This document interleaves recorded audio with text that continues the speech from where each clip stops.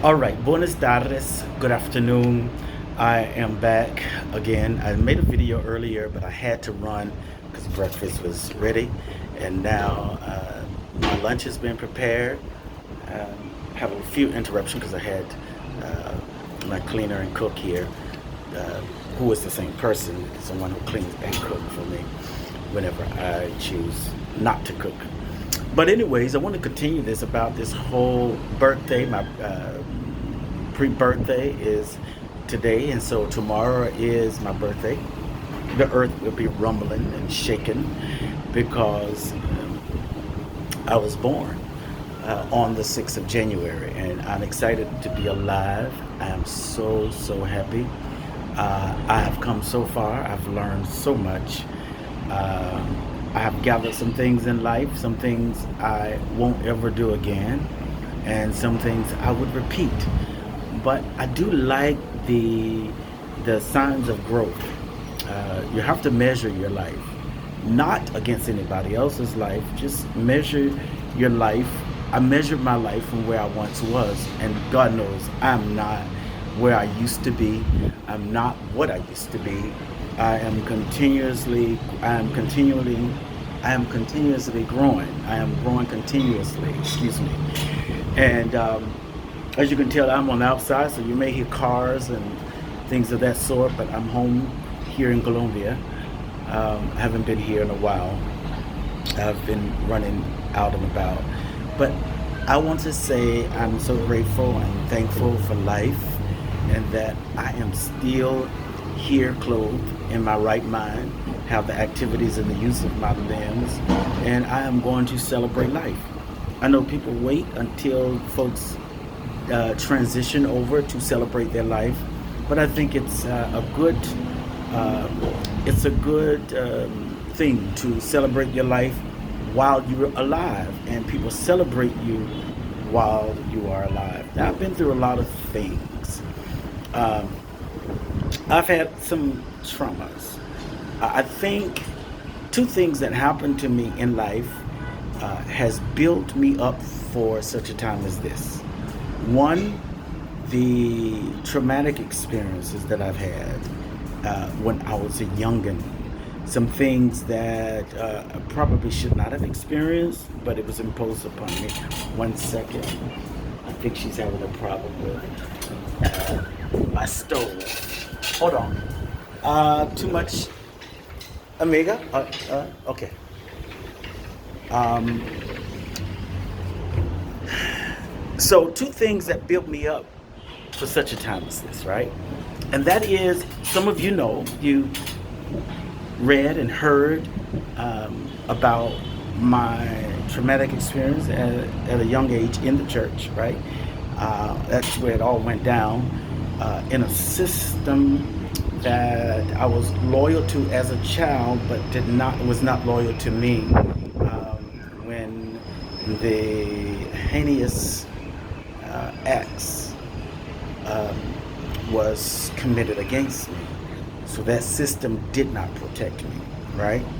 And so being a part of that system or being in a system that I thought would protect me at all costs, it didn't. Um, with the experiences that I've had while in this system at such a young age, it built something up in me, right? So I held back a lot. Uh, I suppressed a lot of things.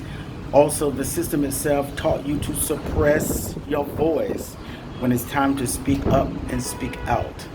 And I still see that today. The system don't like for you to speak up and speak out, which is one of the reasons I like this whole thing with Cat Williams speaking out and setting the record straight and being so vocal about his life experiences and about the script that others have tried to write about him, or they wanted to change the narrative of his story, right?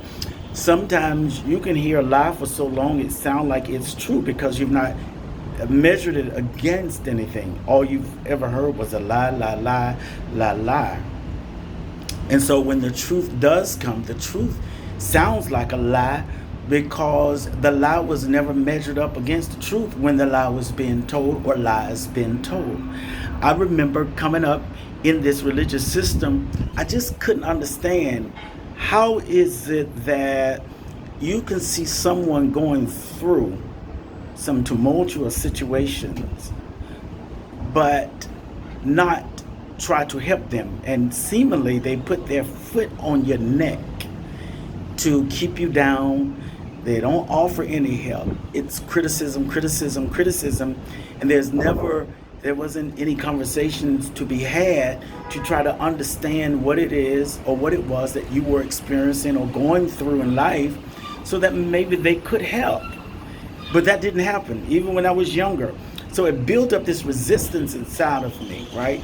To carry the weight, like our good sister Harriet Tubman were able to carry a weight, or a burden was on her shoulders, and you didn't even realize how heavy the burden was, or the difficulties that she was experiencing carrying that weight. People have said a lot of things about her and her physicalities, but she was strong enough to carry the weight of that time. So when you're carrying the weight of, and the inward parts of you are suffering and is at war within you, and you're not understanding why the system that you are a part of doesn't protect you, and you've given loyalty to that system because you thought it was right, for the most part. So building a resistance inside of you, right?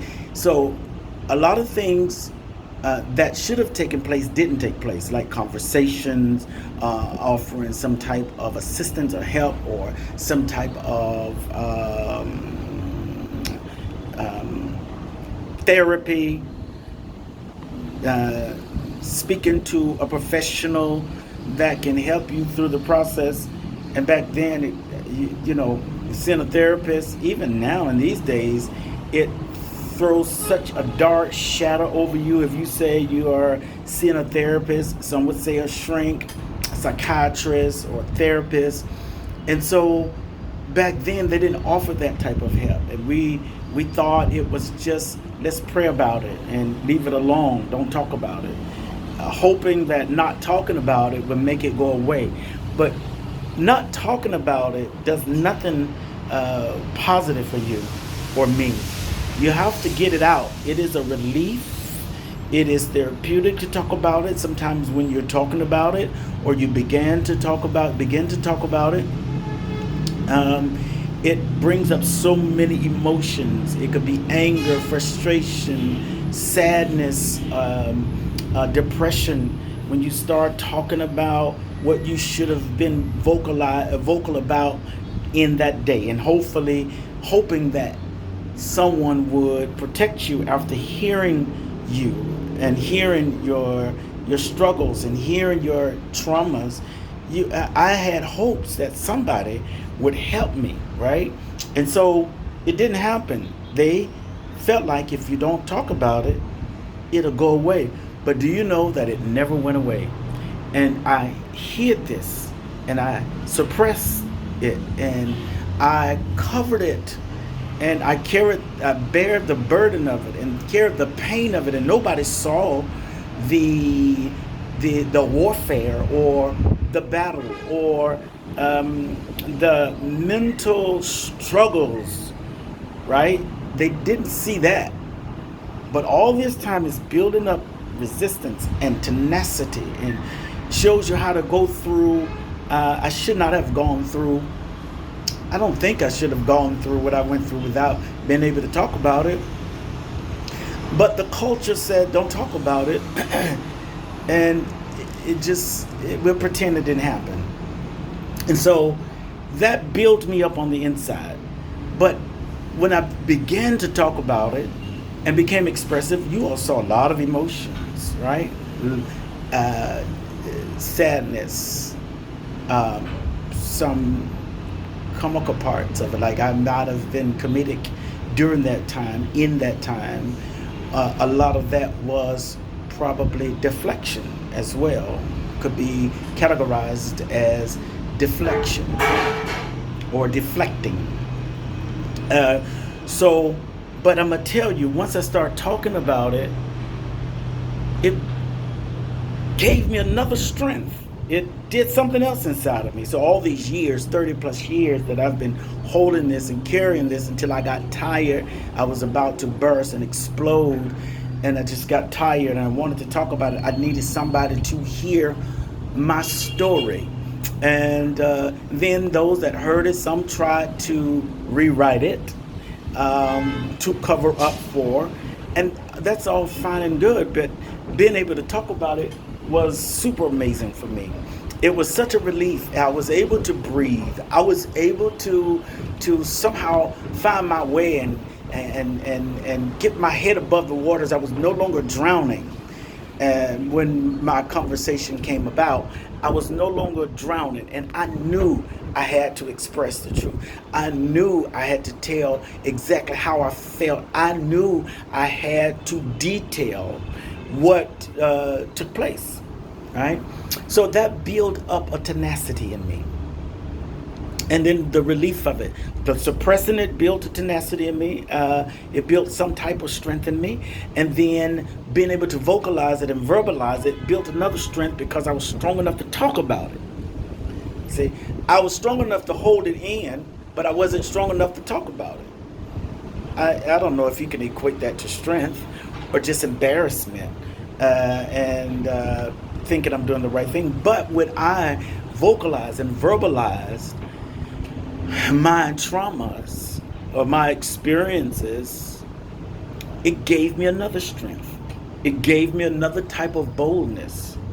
Because I remember I wouldn't call names. Now I call names, right? And so that gave me another strength. That built something else up in me. And then another time, another experience and traumatic experience that I had is watching my mother transition over, seeing the declination of her health, seeing a woman that was once so strong, raised 8 children alone, now is in her weakest stage, weakest moments, seeing her health declining, bone cancer, never smoked, but was around it. It's a little sticky for me sometimes, and emotional for me at times. I can dialogue about it, I can talk about it with others. Part of the reason I didn't share my story prior to her death was I thought I was protecting her. I didn't want her holding any anger in her heart. Because mothers, let me tell you, a real mother, a good mother, will protect you at all times. And she thought, she didn't know that the church was abusing me. And we were taught what goes on, not to say anything, which is, I did what I thought I should have done. But also I knew if she knew about it, it would have ended differently, right? And I'm strong enough to talk about it, old enough to talk about it, but I did it to some type of protecting her. Didn't want her to feel bad about it. She trusted me. She trusted her child to the church, and the church mishandled me. That system mishandled me. And then after that system couldn't get what they wanted out of me, then that system tried to annihilate me. Yeah, that's how people do. When they've used you up, then they try and destroy you. I'm talking about the system, right? So that was another thing, that watching the declining of her health, and then her transition, it built up something else in me. What else could happen that could be worse than that? You know, all the trauma, and then no longer having my mother, my best friend, the person that has always loved me, and the person that I've always loved, now is no longer here. This month will be 7 years. So all of that built something. And even in her transitioning and things was happening while she was transitioning, unfortunately she had to see some things happen um, while she was transitioning. She made several statements about it, within the about the family, and watching the turmoil even in that, and the bickering of family, and this one and that one fighting this and fighting that, fighting the process. See, I had to endure all of that. I had to endure. I had to endure because I needed to be there for her. And people don't know what I experienced, and I didn't realize how much I had experienced until after she was gone. And I could talk about a lot of detailed things I want on this video about the fights and the combativeness of people that grew up with you. So nothing else could be, I don't know of anything else that could happen to me, or anything that I could experience that would take me under. Like, I've been through some of the worst parts of life, the traumas of the religious system, and then my mother. And what, losing somebody else at this point, it doesn't, it wouldn't, oh, I wouldn't, and maybe one other person that would really faze me, right?